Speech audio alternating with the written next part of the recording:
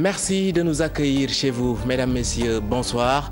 Léa Soukene Ndiaye, bonsoir. Bonsoir à toi Ibrahima Kane, bonsoir également à vous qui nous suivez. Voici les titres de cette édition. À la une de l'actualité ce jeudi, Aïda Ndiong et ses présumés complices libres. Après 18 mois dans les liens de la détention, le tribunal correctionnel de Dakar annonce l'arrêt des poursuites contre ses anciens responsables libéraux.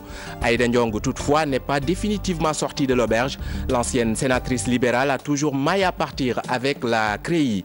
Le Parti démocratique sénégalais auquel elle est membre tient en ce moment même sa réunion du comité directeur au QG du parti. L'Union nationale pour le peuple, c'est le nom du nouveau parti de Souleymane Ndéné Ndiaye. L'ancien Premier ministre a présenté ce jeudi sa nouvelle formation politique. Jamais je ne rejoindrai le camp présidentiel, déclare le secrétaire général de l'UNP. Corruption au sein de la Fédération internationale de football amateur. Le scandale n'est pas une surprise pour Abdoulaye Mokhtar Diop, membre de la structure. Pour lui, cette affaire ne sera pas sans conséquence sur la crédibilité de l'institution et sur l'organisation même du mondial de 2022. Le dossier santé du jour s'intéresse au massage des pieds. Beaucoup de Sénégalais le font à leur manière sans l'aide d'un spécialiste en la matière.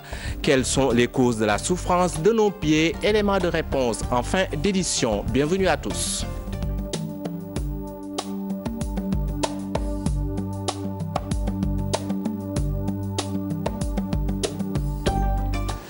Actualité judiciaire pour ouvrir ce journal. Affaire Karim Wade de Pape Albouri Ndao. Le tribunal correctionnel de Dakar a débouté ce jeudi le fils de l'ancien chef de l'État. Pape Albouri Ndao, expert comptable, a été poursuivi pour faux et usage de faux et escroquerie avec la société RMA par Karim Wade. Ce dernier leur réclamait 2 milliards de francs CFA, leur reprochant d'avoir monté le dossier objet de sa seconde mise en demeure. Je vous le disais en titre, après 18 mois de détention, Aïda Ndiong et ses présumés complices hument l'ère de la liberté. Le tribunal correctionnel de Dakar abandonne les poursuites contre les anciens responsables libéraux. Le juge Hamdi Diouf a débouté l'État du Sénégal. Le parquet avait demandé le paiement de 20 milliards de francs CFA de dommages et intérêts ajoutés à une peine de 10 ans. Aïda Ndiong, Abdou Aziz Diop, Modou Sall et Amadou Ndiaye ont passé 18 mois en prison. Ils étaient accusés de détournement de deniers publics portant sur une somme de 20 milliards de francs CFA. Aminata Mbaresso, Tcherno, Laurent Mendy. Aïda Ndiong sort de prison. L'ex-sénatrice libérale et ses co-prévenus, à savoir Abdoulaziz Diop, hument l'ère de la liberté. Le juge du tribunal correctionnel a prononcé la fin des poursuites contre ses anciens responsables libéraux. On est extrêmement content de cette décision. Et je précise que c'est une décision historique à tout point de vue. Dans la mesure où, voilà des juges qui ont statué uniquement sur le fondement du droit et de leur conscience. Le droit a été dit et bien dit. Évidemment, le tribunal, après en avoir délibéré, a estimé que Mme Aïda Ndiong, Abdoulaziz Diop et les autres ne peuvent pas être poursuivis pour les délits pour lesquels ils ont été renvoyés devant le tribunal. Donc le tribunal les a renvoyés des fins de la poursuite, ça veut dire que le tribunal les a blanchis. À partir d'aujourd'hui, dans l'après-midi, ils vont rejoindre leurs familles respectives. Le juge déboute également l'État du Sénégal dans toutes ses demandes de dédommagement. Tous les biens d'Aïda Ndiong saisis lui seront restitués. Le tribunal a ordonné la main levée de toutes les saisies qui ont été pratiquées sur les biens de Mme Aïda Ndiong et a ordonné leur restitution. L'État a demandé des dommages et intérêts, 20 milliards. L'État avait demandé 20 milliards de dommages et intérêts. Et donc le tribunal a estimé que la demande de l'État n'était pas fondée. Le droit est plus puissant que le pouvoir. Et c'est ça que signifie, c'est la signification de cette décision-là. L'ex-sénatrice libérale Abdoulaziz Diop, Modou Sall et Amadou Ndiaye étaient poursuivis par le tribunal correctionnel pour les délits de détournement de deniers publics portant sur 20 milliards de francs CFA dans le cadre du marché des produits phytosanitaires destinés au plan Diakhaï. Toutefois, Aïda Ndiong est placée sous contrôle judiciaire par la CREI pour enrichissement illicite. Et pour l'un des avocats d'Aïda Ndiong, maître Mbaye Jacques Ndiaye, le droit a été dit, mais il n'a pas été satisfait. Tout à fait. L'avocat estime qu'il devrait y avoir une enquête parlementaire contre l'ancien garde des Sceaux, Aminata Touré, le procureur de la République ainsi que le juge d'instruction. Ils doivent s'expliquer, dit-il, sur les raisons de l'emprisonnement d'Aïda Ndiong. Maître Mbaye Jacques Ndiaye, que nous écoutons. Je suis indigné parce que Aïda Ndiong a été poursuivie pour des faits qui n'ont jamais existé. Voilà 18 mois qu'elle a été incarcérée pour des faits inexistants. Tous ses biens ont été saisis. On lui demande de consigner pour obtenir la liberté provisoire. Aujourd'hui, nous avons eu droit à une décision de justice juste rendue par des magistrats courageux. Mais je crois que ça ne doit pas s'arrêter là. Parce qu'on a estimé que Mme Aïda Ndiong aurait détourné l'argent appartenant au peuple sénégalais. La vérité judiciaire a éclaté. Il faut une vérité populaire. Et pour ce faire, j'estime que le président de l'Assemblée nationale, les présidents de commission, les présidents de groupes parlementaires et l'ensemble des députés du Sénégal doivent s'autosaisir de cette affaire en vue d'ouvrir une enquête parlementaire qui permettra d'entendre l'ancien garde des Sceaux, Aminata Touré, le procureur de la République et le juge d'instruction qui a eu en charge cette affaire, afin qu'ils viennent s'expliquer devant le peuple sénégalais sur les raisons pour lesquelles une telle injustice a frappé Aïda Ndiong. Je vous le disais en titre, le Parti démocratique sénégalais, formation à laquelle Aïda Ndiong est membre, tient en ce moment même sa réunion du comité directeur. Pour en parler, nous retrouvons au quartier général du PDS, Mame Biram Diouf. Mame Biram, bonsoir. Bonsoir Ibrahima Kane. Alors, j'imagine que l'affaire Aïda Ndiong a été soulevée au cours de cette réunion du comité directeur du PDS, n'est-ce pas? Bien sûr, Ibrahima Kane. Alors, comme vous venez de le dire, le comité directeur qui était articulé sur 3 points, plus une question diverse. D'abord, l'affaire Aïda Ndiong, justement, qui concerne également Abdelaziz Diop, Mamadou Sall et Mamadou Ndiaye, qui ont été donc libérés aujourd'hui et qui étaient poursuivis dans le cadre donc de ces produits phytosanitaires. Donc, ce dont s'est réjoui le Parti démocratique sénégalais, qui a apprécié positivement cette décision rendue par la justice. Il y a eu ensuite cette opposition démocratique, entendez par là les partis politiques avec comme leader Idrissa Seck, Abdoulaye Baldé, Djibo Leyti Ka, Pape Diop, Cheikh Bamba Dièye, qui ont décidé donc d'accorder leur violon pour la reconquête du pouvoir. Alors le Parti démocratique sénégalais qui dit en faire partie et qui adhère à la démarche. Donc il y a eu un autre point, toujours lors de ce comité directeur qui a été donc abordé. Il s'agit de la tournée nationale du PDS qui démarre à partir du 6 juin dans le sud du pays. S'y ajoute la supposée vente de terrain par Maître Abdoulaye Wade, comme relaté tant dernièrement. Babacar Gaye donc, qui a tenu à apporter un démenti et préciser que pour financer le parti, il a été décidé qu'un immeuble soit érigé près du siège du Parti démocratique sénégalais et que le Parti démocratique sénégalais et un autre promoteur donc vont occuper justement cet immeuble. Et donc interpeller également Ibou sur cette nouvelle formation politique, l'UNP, de l'ancien Premier ministre Souleymane Ndiaye. Babacar Gaye et compagnie disent qu'ils ne sont nullement ébranlés et que le PDS ne peut être affaibli par ce nouveau parti, non sans ouvrir la porte, bien sûr, à Souleymane Ndiaye s'il le désire de rejoindre tout simplement l'opposition démocratique. Merci beaucoup, Mame Biram Diouf. Nous y reviendrons à 0h dans le bulletin. Eléa, nous parlons politique. Justement, avec Mame Biram Diouf qui parlait tout de suite du nouveau parti de Souleymane Ndéné Ndiaye qui s'appelle l'Union nationale pour le peuple, mis sur pied aujourd'hui. L'ancien Premier ministre sous Abdoulaye Wade a donc procédé cet après-midi à la présentation de sa nouvelle formation politique. Selon ce dernier, l'UNP prône la rupture, le dialogue politique et social et va changer la perception qu'ont les Sénégalais de la politique. Souleymane Ndéné Ndiaye prétend ainsi prendre son destin politique en main. Dissa Préra et Thierno Laurent Mendy. Aujourd'hui, je fonde avec d'autres frères et sœurs un nouveau parti politique sous le nom de Union nationale pour le peuple UNP. L'Union nationale pour le peuple se veut un parti de rupture, selon son secrétaire général. Face au désenchantement des populations à l'égard des politiques, le parti souhaite changer la perception des citoyens vis-à-vis de la politique en général. C'est ce qu'indique Souleymane Ndéné Ndiaye. Il y a quelques jours, devant de jeunes étudiants, je prononçais une conférence. Je leur disais en toute franchise ce que j'entendais sur le terrain de la part des populations. Je décelais un scepticisme des citoyens et même un désenchantement démocratique, une perte de confiance envers les partis politiques et envers les élus. L'UNP veut être le parti dont le responsable s'engagera de façon non équivoque à porter la durée du mandat présidentiel à 7 ans, renouvelable une fois. Le parti qui va proposer une réduction des pouvoirs du chef de l'État, surtout dans les nominations aux hauts postes de responsabilité. L'UNP sera le parti qui propose de contrôler le pouvoir de dépenser du chef de l'État ainsi que des hauts responsables. L'UNP veut être le parti qui propose aussi un contrôle des dépenses des partis politiques. Comme pour préparer ses militants à de difficiles épreuves et échéances, Souleymane Ndéné Ndiaye les appelle à faire des débats d'idées et d'éviter les injures et autres polémiques. La route ne sera pas facile, mais je n'ai pas peur, je suis prêt.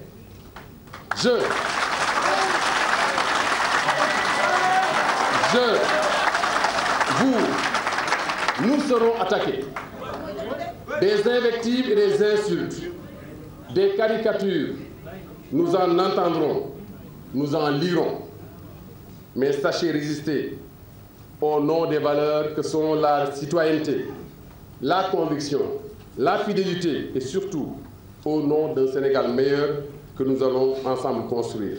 L'Union nationale pour le peuple, réussir ensemble le Sénégal, sa devise liberté, solidarité, patriotisme, sa couleur est le bleu, le lion est son emblème et le parti est d'inspiration libérale sociale. Pour m'arrimer derrière un candidat, Souleymane Ndéné Ndiaye se veut catégorique. Jamais il ne rejoindra le camp présidentiel, dit-il. Le secrétaire général de l'UNP estime qu'il n'est pas du genre à transhumer. Macky Sall et moi sommes amis, oui, mais pas en politique, a-t-il déclaré. Nous l'écoutons. Tous ceux qui en savent un tout petit peu sur notre trajectoire commune comprennent. Aujourd'hui, il n'y a qu'un seul élément de la bande à Sandrine dans la salle. Maître Papa Leyti Ndiaye, dont je salue la présence. Avec Macky Sall, c'est une amitié. C'est une amitié, mais une amitié qui n'a rien à voir avec des relations politiques. Si je devais aller avec Macky Sall, il y a longtemps que je l'aurais fait, j'ai le courage de le dire. Mais pourquoi peut-on croire que ceux qui me connaissent savent que je ne pourrai jamais transhumer, je ne transhumerai jamais. Et d'ailleurs, je suis sûr que chaque fois que le président Macky Sall lira des choses ou entendra certains de mes ex-frères du PDS, je ne sais pas si le mot est propre ou mal propre, on n'est jamais ex-frères. Donc si le président Macky Sall écoute ces frères-là dire que oui, je déstabilise le PDS pour le rejoindre, il va rigoler lui-même. Parce qu'il sait qu'il ne m'arrivera jamais, il ne me traversera jamais l'esprit de transhumer. Je ne suis pas le genre à transhumer. Je ne transhumerai jamais. Après la politique, nous parlons éducation. Le chef de l'État ordonne l'arrêt de la ponction sur le salaire des enseignants. Objectif, apaiser le climat scolaire, Léa. Pour la secrétaire générale de l'UDEN, cette situation est due à la non-maîtrise de logiciels et au retard dans l'acheminement des directives. Les détails avec Fatou Bintou Conté et Mohamed Dia. L'arrêt de la ponction sur les salaires des enseignants ordonné par le chef de l'État Macky Sall entre dans le cadre de l'apaisement du climat scolaire, selon cette conseillère technique au ministère de l'Éducation nationale. C'est une mesure sociale que nous apprécions puisque nous sommes en train de travailler pour l'apaisement du climat social dans le secteur de l'éducation. La secrétaire générale de l'UDEN, Awa Wade, considère que cette ponction a été une erreur de l'État. Selon elle, l'acheminement des directives et la maîtrise des logiciels a été le facteur bloquant. Donc l'idée ne nous effleurait pas que les ponctions continuent. Seulement, le premier problème qu'il faut souligner, c'est qu'il y a un dysfonctionnement dans l'administration. Puisque le Premier ministre prenne une décision, que le ministre du Budget, le ministre de l'Économie disent qu'ils ne sont pas au courant des pensions, qu'in fine, les enseignants constatent des ponctions sur leur salaire, ça pose problème. Le problème de fond qui se pose, c'est que le logiciel tunisien n'est pas maîtrisé par les agents du ministère du Budget. Je n'en veux pour preuve que les indemnités des inspecteurs qui étaient ponctionnés pour 2 mois. Remettre ces sommes ponctionnées aux enseignants, chose impossible pour ce syndicaliste. Les salaires ont été préparés depuis, alors, comment dirais-je, le 15 de ce mois. Donc, c'est une situation qui était déjà, qui était déjà là. Et je pense que pratiquement, disons que le mois prochain, qu'on puisse quand même revenir sur ça pour les restituer les montants. Il faut rappeler que ce mois-ci encore, les enseignants ont noté que leurs salaires ont été ponctionnés, ce qui a suscité l'ire de beaucoup d'entre eux. Et de l'éducation, nous passons à l'économie avec un bilan négatif pour la Société Générale des Banques du Sénégal avec 36,4 milliards de francs CFA en 2014. Entre autres raisons évoquées par les responsables de cette institution pour justifier cette donne, des crédits sensibles et le respect de la réglementation de la BCEAO, le président de l'association des clients et sociétaires des institutions financières se dit sceptique et parle d'un bilan qui ne dit pas son nom.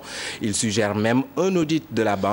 Mais comment la SGBS a pu subir une telle perte? Babacar Diouf est économiste. Il nous aide à y voir plus clair dans ce sujet signé Maïmouna Ndiaye. Nous sommes au siège de la Société Générale de Banque au Sénégal. Ici, aucune information ne filtre. À la question de savoir comment la deuxième banque sénégalaise a fait pour subir une perte de 36,4 milliards en 2014, la réponse est vite servie. La presse audiovisuelle n'est pas la bienvenue. Leur plan de communication est clair.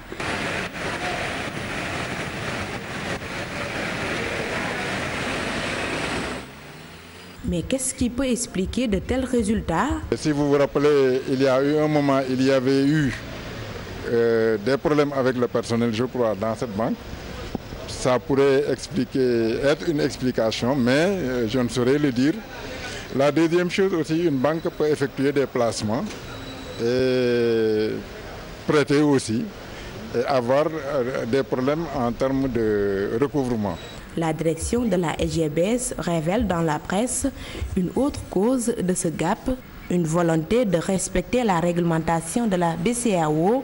L'économiste Babacar Diouf rejette cet argument. Si ça influe sur le secteur, très certainement on aurait dû avoir une perte dans la plupart des banques. Est-ce que tel est le cas? Mais si c'est une banque et une seule, à mon humble avis, il faudrait peut-être chercher des raisons parmi celles-là, mais trouver d'autres raisons.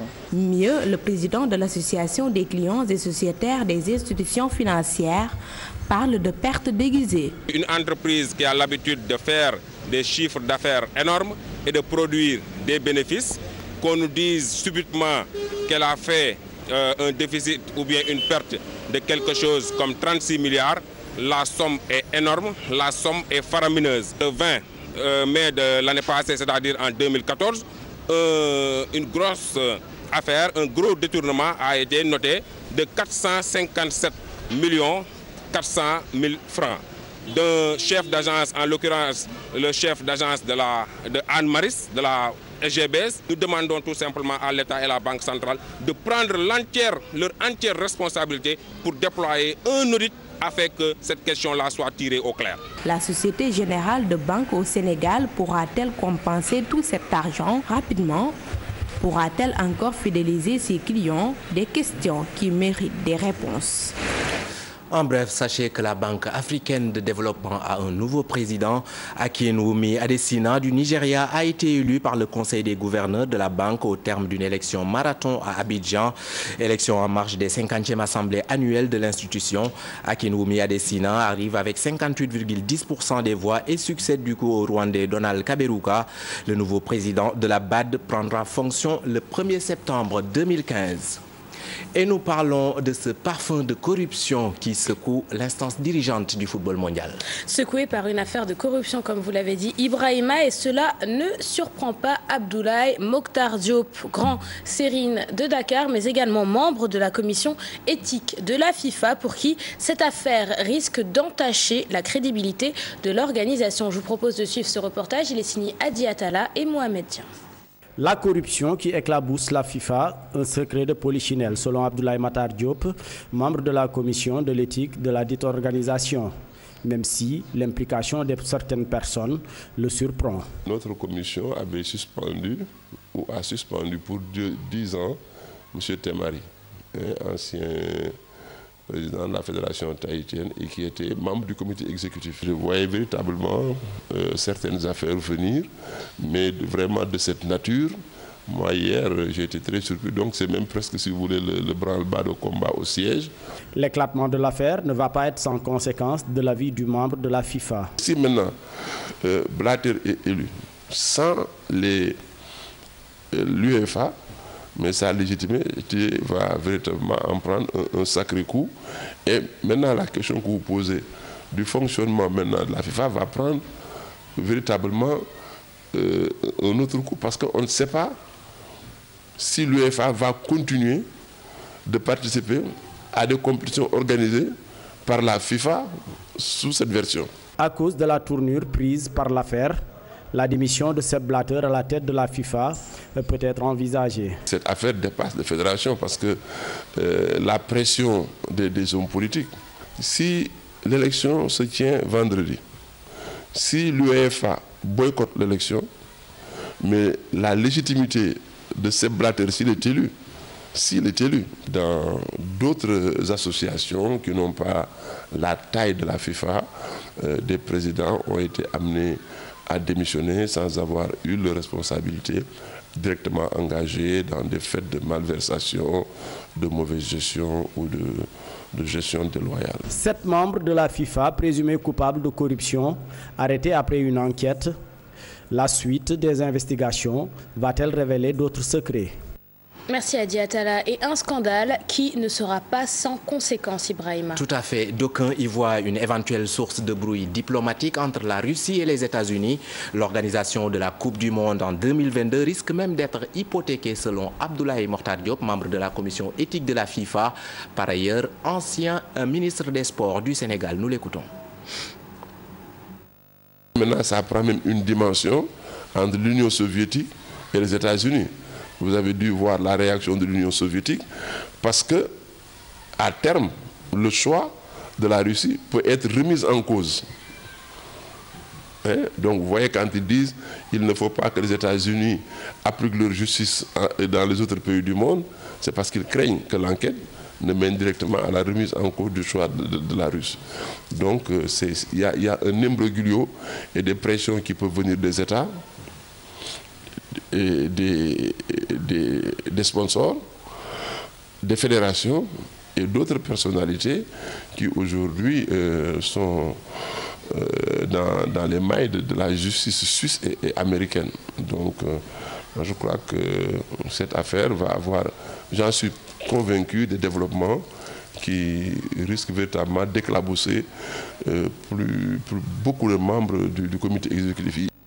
4 journées pour la découverte et la promotion de la destination Sénégal. Les pouvoirs publics et les acteurs du secteur promettent de travailler en synergie pour relancer l'activité et promouvoir la destination Sénégal.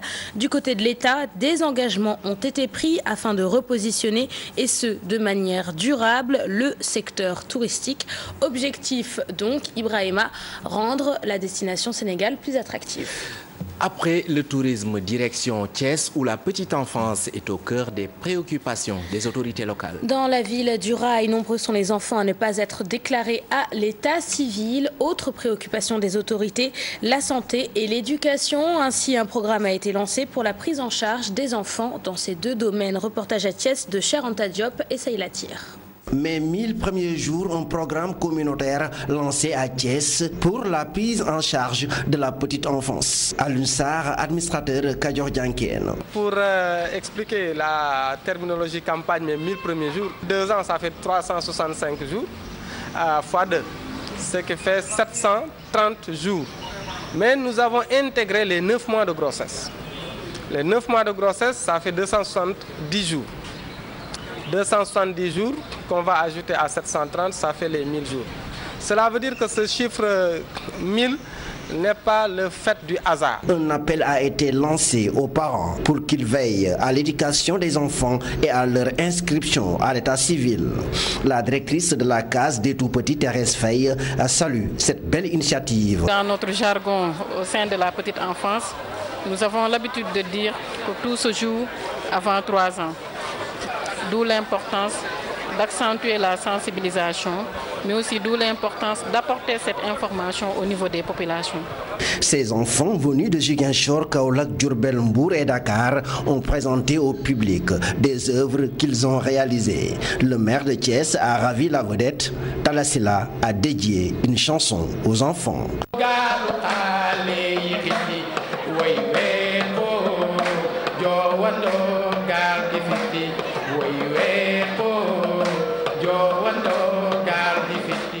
Et l'actualité de ce jeudi, c'est aussi l'installation du président de l'Union des présidents des chambres de commerce du Sénégal, et il s'agit de Serigne Mboup. L'homme prône l'unité des membres de la structure. Le successeur d'Amadou Niang ambitionne de conseiller l'État pour l'émergence du pays et la création d'emplois. Serigne Mboup et son prédécesseur se sont passés le témoin ce matin à la chambre de commerce. Serigne Mboup, que nous écoutons au micro TFM. Il faut d'abord l'unité. Il faut promouvoir la promotion nationale accompagnée avec l'investissement étranger ensemble.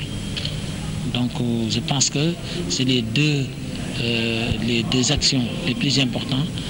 Mais pour moi, le plus important nous tous, c'est de créer unité des actions. Parce que chacun de notre côté, le patronat et les chambres, chacun fait de ce côté. Ce que nous souhaiterons, c'est unité ensemble pour pouvoir conseiller l'État. Parce que les chambres de commerce ne sont pas des syndicats, ne sont pas des lieux de revendication, des lieux de réflexion et de conseil. Et d'aller vers l'autorité pour discuter avec lui comment on peut ensemble développer, promouvoir l'économie et l'entreprise nationale.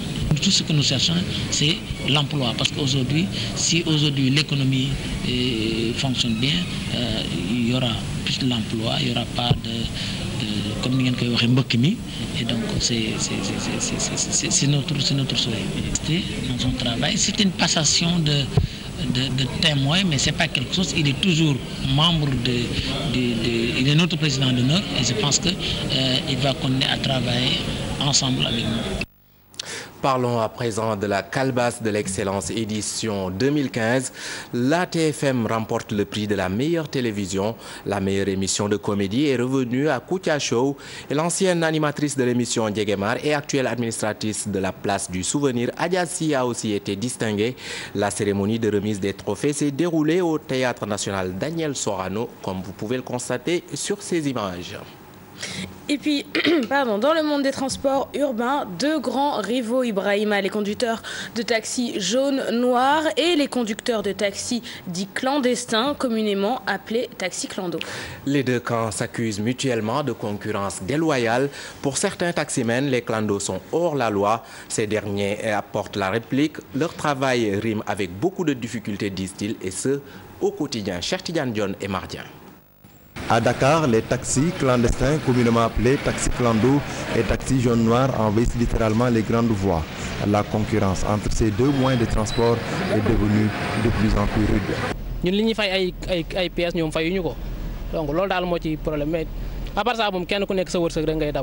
Nous sommes contraints de payer des droits de stationnement, de prendre également une assurance. Personnellement, partager l'activité avec eux ne me dérange nullement.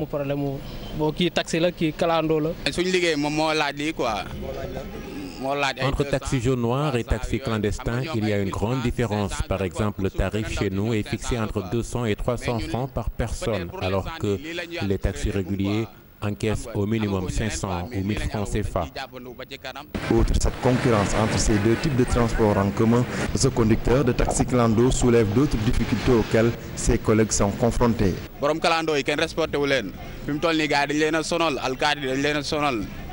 Vous savez, on ne nous respecte pas du tout et puis nous subissons les tracasseries policières, entre autres formes de discrimination, hélas.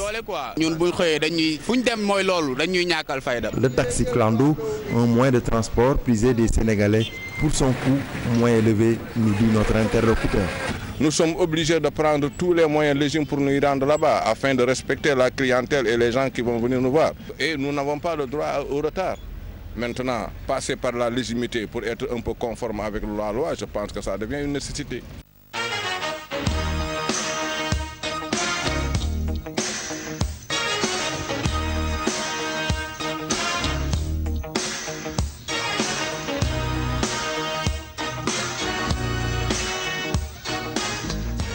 Dans l'actualité sportive, nous parlons football avec les huitièmes de finale de la Coupe de la Ligue. Pikine mène 3-2 devant le Casa Sport. Pour en parler, nous retrouvons en direct du stade Pape Cheikh Diack. Pape Cheikh, bonsoir. Bonsoir Pape Cheikh Diack. Bonsoir Ibrahim Khan. Alors, en levée de rideau, US Gorée a défait le Dakar Université Club. Un score sans appel, 5-1. Exactement, Ibrahim Khan, huitième de finale de la Coupe de la Ligue. L'US Gorée, leader de la Ligue 2, a littéralement explosé le Dakar University Club 5-1 en match comptant pour les huitièmes de finale de la Coupe de la Ligue, comme on l'a dit tantôt. En fait, une séduisante équipe goréenne très organisée dans le jeu, avec vraiment une facilité déconcertante à se projeter de l'avant, a défait une équipe du Dakar University Club quasi inexistante. Gorée valide donc son ticket pour les quarts de finale et rejoint de même Pikine, l'AS Pikine qui vient tout juste de se qualifier. L'AS Pikine a battu le Casa Sport 3-2 à l'issue des prolongations. Ibrahim Khan, à la 10e minute, Mamsa Hercule avait ouvert le score pour le Casa Sport sur un coup franc chirurgical, réponse pikinoise avec Kernonia à la 36e minute. Pikine reprend l'avantage à la 53e minute grâce à un but à Poussi Nanti, avant que Dominique Mendil n'égalise pour le Casa Sport à la 62e minute. C'est finalement Kernonia, l'auteur du premier but pikinois, qui à la 106e minute, à la deuxième période de prolongation, a offert à Pikine sa qualification pour les quarts de finale. Donc Pikine et l'US Gorée rejoignent donc l'AS Douane, vainqueur hier de la Renaissance de l'Ouest 4-0. Dakar Sacré-Cœur, bourreau du Gérard de Dakar 1-0 hier. Le stade de Bourg qui a sorti dans le derby bourgeois Bourg Petite Côte 3-0. La Chinoise de Diourbel qui est allé battre à Saint-Louis, Ndarguet 3-2 cet après-midi. Pour le moment, ce sont les qualifiés pour les quarts de finale de la Coupe de la Ligue d'Ibrahim Khan. Merci beaucoup, Pape Cheikh Diack. Donc l'information, c'est l'AS Pikine et US Gorée qualifiés pour les quarts de finale. Et puis en basket, Ibrahima, candidature déclarée pour la présidence de la Fédération sénégalaise de basketball, écartée par le cadre de concertation des présidents du club. Mathieu Faye se dit candidat, retour des internationaux, construction d'un siège, participation aux compétitions internationales constituent ses ambitions. Le président de Mbour Basket Club promet de donner une nouvelle image au basketball sénégalais. C'est un reportage signé Papanderi Fall et Tierno Laurent Mendy. Mathieu Faye officialise sa candidature pour l'élection du président de la Fédération sénégalaise de basketball. Candidature pour rehausser le basketball, dit-il. Je me suis aperçu de l'étendue des travaux et par où il fallait passer pour relever le défi. Et je pense que quand on a commencé comme ça, quand on arrive à déceler effectivement les talents qui peuvent vous accompagner, c'est facile après de pouvoir mettre en place la politique qu'on a définie. Et je me vois d'autant plus que ça a été déjà fait à Bourg. On le fera aussi aisément au niveau de la Fédération sénégalaise de basketball. L'ancien international du basket fustige l'attitude de ses pairs du cadre de concertation des présidents de clubs. Signaler ce manque de tact et d'élégance et surtout de sérieux, parce qu'après avoir connu les tumultes de ce basket-là, qu'on soit venu effectivement à un comité de normalisation, quelles sont les voies et moyens qu'il compte mettre à la disposition et surtout quelle est sa compétence pour y arriver. Ses ambitions, redonner au basket son image d'antan, la construction d'un siège et la gestion du basket par les anciens, entre autres. Remettre le basket sur les rails, c'est-à-dire avoir déjà une fédération digne de son nom, qui soit respectée et respectable. Donc avoir un siège pour pouvoir fonctionner, avoir un outil de travail, une administration professionnelle et ensuite œuvrer maintenant vis-à-vis des clubs avec une certaine forme de managériat, une certaine forme de standardisation des clubs, que les clubs ne soient pas livrés à eux-mêmes. L'actuel président de Mbour Basket Club affûte ses armes pour la conquête de la présidence de la Fédération de basketball, poste qui n'a pas connu d'occupant depuis la dissolution de ladite fédération, remplacée par le CNBS. Papanderi Fall, pour terminer, le massage des pieds, c'est le dossier santé du jour. Bon nombre de Sénégalais le font, mais il se passe des professionnels dans ce domaine, Léa. Talons hauts, chaussures étroites, tous les moyens sont bons pour se faire masser les pieds, car ne l'oublions pas, ils nous supportent au quotidien. C'est le dossier du jour, il est signé Ngoné Ngom. Que de contraintes pour nos pieds. Entre le poids du corps, les talons trop hauts, chaussures trop étroites ou trop larges, nos pauvres pieds souffrent. Il y a des phénomènes de compression parce que nous portons des chaussures, en même temps nous marchons, et quand nous marchons, tout le poids du corps repose sur ces mêmes pieds. Plus des chaussures à talons qu'on porte et qui fatiguent effectivement les talons, les ongles, les chaussures fermées qui abîment effectivement les ongles et qui causent énormément d'infiltration au